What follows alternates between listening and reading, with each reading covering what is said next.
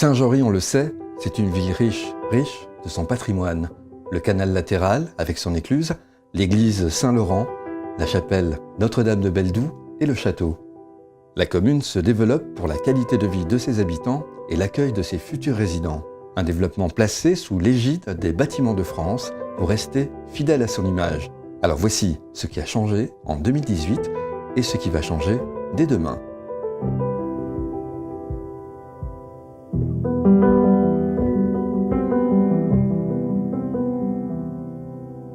Et pour commencer, prenons le chemin de l'école.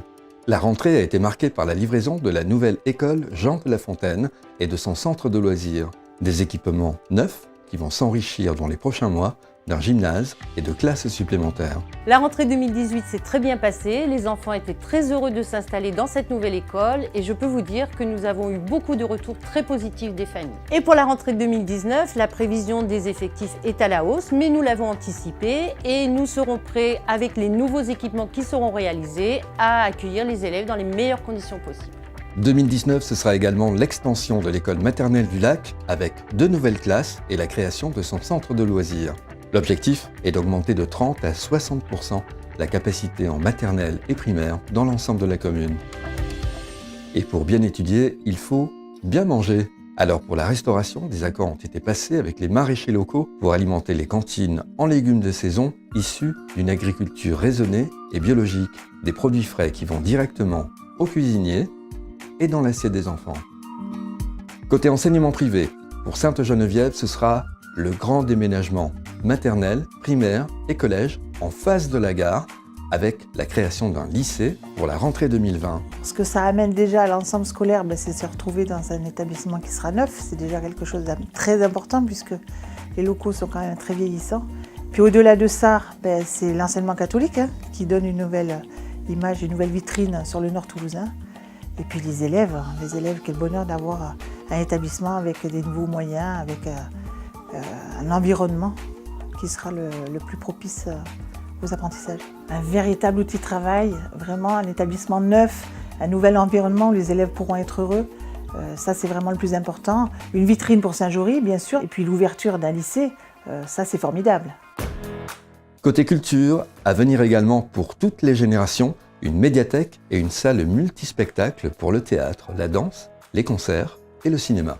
Nous habitons très près de la ville de Toulouse, riche sur le plan culturel, mais tous les habitants de Saint-Jory ne peuvent pas s'y rendre parce qu'il faut y aller en voiture, se garer, etc. Donc, on a une politique culturelle de qualité, diversifiée et gratuite pour que tout le monde puisse en profiter, les enfants, les adultes et les personnes âgées. Théâtre, concerts, expositions, toute l'année pour satisfaire le maximum de gens. Voilà. Balle neuve et cours de tennis neufs. Des cours de tennis couverts qui ont été livrés en décembre avec également une salle multi-activités. Un équipement qui permet de laisser le champ libre aux autres sports dans les autres gymnases. Côté performance, à saluer le titre de champion de France pour le rugby fauteuil la saison passée, suivi du titre du meilleur joueur français pour celui que tout le monde dans la commune surnomme Mousse. C'est un titre collectif. Mon coach qui est tout le temps derrière et qui nous pousse à donner le meilleur de nous-mêmes. Et je sais qu'à Saint-Jory, il y a beaucoup de sportifs dans différentes disciplines qui font comme moi, qui se donnent à fond, qui tout régulièrement s'entraînent et qui ramènent des titres dans notre belle commune de Saint-Jory. Le développement sportif pour 2019 va être très simple. Compte tenu de l'augmentation de population sur Saint-Jory, nous allons faire un nouveau mini-gymnase à côté de l'école Jean de La Fontaine et un nouveau terrain de foot rugby à côté des 2 autres. Saint-Jory a toujours été une ville très sportive avec des associations enthousiastes et dynamiques que nous allons continuer d'accompagner et de soutenir dans leur développement. Côté transport en commun, pour les trains, la fréquence aux heures de pointe est de 30 minutes aujourd'hui. L'objectif est de doubler la cadence avec un train tous les quarts d'heure. Le gabarit de la passerelle sécurisée et accessible à tous va être doublé. Et pour la facilité de stationnement, un parking de 3 étages est prévu. Il se trouvera au niveau de l'actuel point accueil jeunesse qui va déménager à côté du skatepark. Pas de bus de Saint-Jory à Toulouse, mais un service de transport à la demande.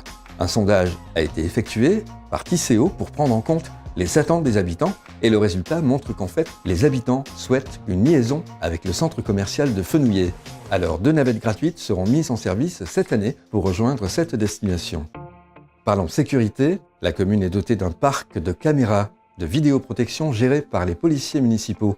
Des policiers qui assurent au quotidien leur mission de sécurité et de prévention. Et parce que la sécurité est l'affaire de tous, il y a également l'opération Voisins Vigilants. Il s'agit de 25 référents dans les quartiers de la commune qui sont en contact avec la gendarmerie et la police municipale en cas de suspicion de comportements délictueux, comme des repérages pour des cambriolages ou des démarchages à domicile frauduleux. Ici à Saint-Jory, on veille les uns sur les autres. Voilà, on apporte un œil supplémentaire à la police municipale et à la gendarmerie pour le bien-être des Saint-Joriens. On n'intervient pas sur le terrain, c'est vraiment le travail des forces de l'ordre. Mais je crois modestement que notre action permet de faire baisser le chiffre de la délinquance sur notre commune. Côté urbanisme, pour l'entraîneur, un terrain est mis à disposition des pompiers avec un accès direct à la nationale pour accélérer les temps de parcours. Des pompiers qui seront encore plus mobilisés en 2019 pour former les habitants aux gestes de premier secours. La gendarmerie sera agrandie avec 8 appartements de plus pour les militaires et leurs familles. Pour l'entraîneur, ce sera l'installation également d'une résidence senior pour une centaine de personnes avec la création d'une vingtaine d'emplois. Et puis, pour les loisirs, ce sera la création d'un bowling et d'un laser game avec un point restauration. À la clé, une quinzaine d'emplois. J'ai choisi Saint-Jory parce que ça fait 10 ans que j'habite ici et j'ai 3 enfants. Et j'ai voulu offrir aux Saint-Joriens, pour toutes les générations, un espace de loisirs.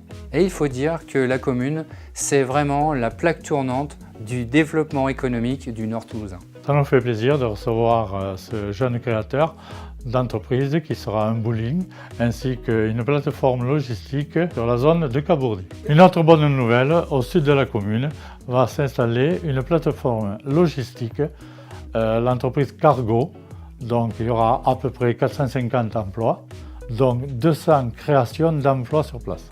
Urbanisme toujours, avec le projet Entrée Sud, côté Toulouse et en face de la gare, une résidence Kaufmann & Broad accompagnée d'un square, une réalisation baptisée le Domaine des Saints et qui va totalement métamorphoser cet axe majeur de la commune. On est face au futur parvis de la gare et vraiment qui va être l'entrée de ville qui va marquer l'ancien Saint-Jory et le nouveau Saint-Jory, avec une frontalité qui est plus monumentale. Ce qui est intéressant aussi, c'est ce côté bicéphale, puisque d'un espace un peu no man's land qui était un parking, on en fait un cheminement qui relie le centre historique à la future gare. Sur une place minérale historique en cœur de ville, on rejoint la gare par ce moment, on va dire, de quiétude et de tranquillité qui sera ce parc.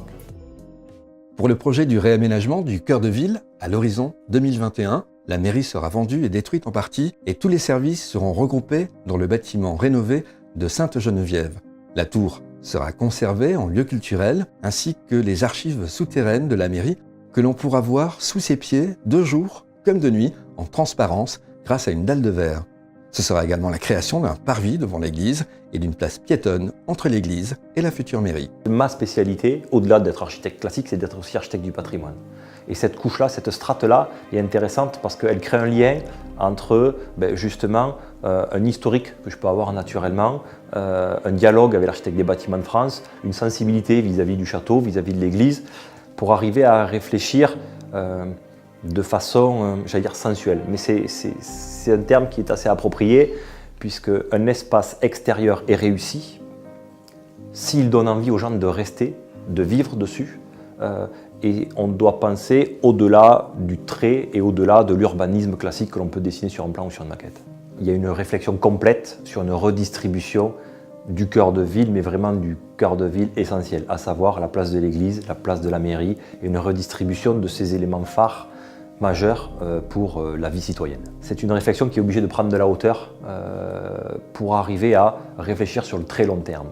Parce qu'au-delà des bâtiments architecturaux que l'on peut défendre, on est aussi là pour arriver à créer un espace public, à créer un espace de rencontre pour les citoyens, et celui-ci doit être qualitatif pour très longtemps. Oui, c'est vrai. Ce que nous souhaitons, c'est inscrire notre commune dans un développement raisonné et à long terme. Saint-Jory, c'est 2000 ans d'histoire. Et cette longue histoire, nous voulons la respecter et continuer à l'écrire pour être fidèles à notre patrimoine. Et là, on peut rester fidèle à son patrimoine tout en étant résolument tourné vers l'avenir. Le maire et son conseil municipal tient aussi à garder les fondations de la mairie, donc il y aura une mise en scène de ces fondations. Et puis on va continuer à partir de là dans une circulation qui va être complètement apaisée. Donc on ne va plus avoir de mode de voiture, mais on va être plutôt sur des modes doux. Et ça va changer complètement le mode de fonctionnement des Saint-Jeoriens. Et pour compléter l'aménagement du centre-ville historique, une résidence baptisée le Sinople, un programme qui sera livré en juin 2019. Et c'est vrai que cette place manquait d'un bâtiment de fond, avec une frontalité qui permettait de délimiter un espace qui était certes qualitatif, mais qui manquait un petit peu d'intimité sur le cœur vraiment historique de Saint-Jory. Donc le Sinople apporte cette tonalité, donne un peu de monumentalité à cette place qui reste quand même une place villageoise, avec un sous-bassement dans lequel on va trouver des services, des commerces, et puis à l'étage des logements dans un rythme à la fois qui reprend l'esprit du village saint-jorien, de la tonalité, de la matérialité, des toitures, mais avec un rythme un peu plus contemporain. Et le cœur de l'îlot, lui par contre, change de tonalité complètement. On est dans le béton et dans les enduits blancs et la peinture blanche, et qui donne justement quelque chose de plus doux, plus contemporain, et moins imposant que la brique peut l'être sur ce projet. La ville est en plein développement, vous l'avez vu, et on va dire c'est normal. Tout simplement, nous avons une forte dynamique, mais qui est totalement maîtrisée. Alors pourquoi nous maîtrisons tout? Tout simplement, chaque investissement depuis que nous sommes ici a été réalisé sans aucune augmentation d'impôts. Les impôts locaux sont restés les mêmes. Chaque investissement qui a été réalisé sans aucun emprunt. Aucun emprunt n'a été réalisé par la commune. Et également, nous sommes attachés aussi, la troisième partie depuis que nous sommes ici depuis 2014, à réduire la dette. En effet, lorsque nous sommes arrivés, la dette était à plus de 6 millions d'euros. Au bout de 6 ans de mandat, nous aurons diminué la dette par 2. Nous serons à 3 millions d'euros. Donc nous avions vraiment un triptyque, si on peut dire, avec une ligne de conduite. Saint-Jory a été un peu dans l'innovation, a créé des partenariats publics-privés avec des promoteurs qui ont contribué à payer toutes les réalisations que vous voyez. On peut dire vraiment quand même que Saint-Jory est un véritable marqueur maintenant pour l'entrée nord de Toulouse. Ce développement ne s'est pas fait simplement avec les élus, mais en partenariat vraiment avec la population. La concertation est un élément quand même important pour nous.